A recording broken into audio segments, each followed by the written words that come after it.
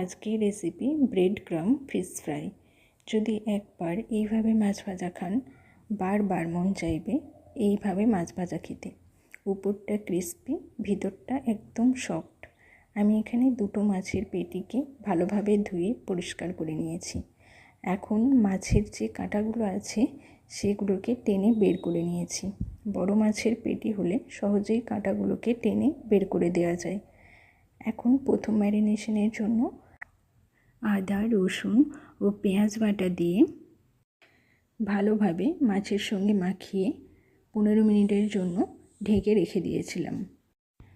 15 minute পর দ্বিতীয় ম্যারিনেশনের জন্য দিয়ে দিয়েছিলাম 1 চা চামচ লবণ, 1 চা চামচ হলুদ গুঁড়ো, 1 চা চামচ লঙ্কা গুঁড়ো, 2 চা চামচ কর্নফ্লাওয়ার দিয়ে ভালোভাবে মাছের সঙ্গে মাখিয়ে 30 মিনিটের জন্য এটা ফ্রিজে রেখে দিয়েছিলাম।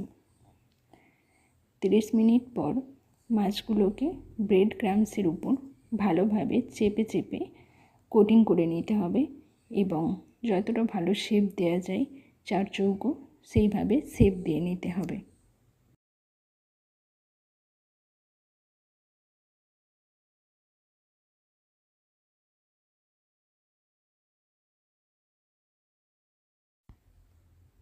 দ্বিতীয় মাছের পেটিটাকে ঠিক একইভাবে ব্রেড ক্রাম্বসে কোটিং করে নিয়েছি।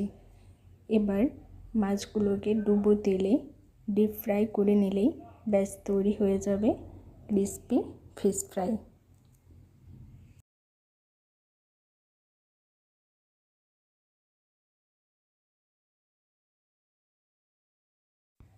এখন কড়াইয়ে সাদা তেল দিয়ে একে একে মাছগুলো দিয়ে দিতে হবে।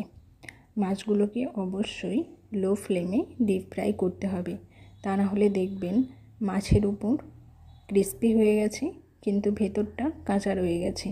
তাই অবশ্যই লো ফ্লেমে টাইম নিয়ে মাছগুলোকে ভেজে নিতে হবে। মাছের দুই সাইড সোনালি ও মচমচে হয়ে যাওয়া পর্যন্ত ভেজে নিতে হবে।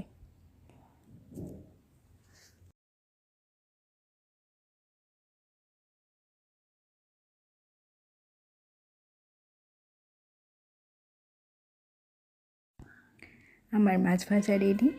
এবার অল্প কাসুন্দি ও কাঁচা পেঁয়াজ দিয়ে গরম গরম পরিবেশন করুন। দেখুন উপরটা ক্রিস্পি, ভিতরটা কত সফট। আপনারা অবশ্যই একবার হলেও বাড়িতে মাছ ভাজা এইভাবে ট্রাই করবেন।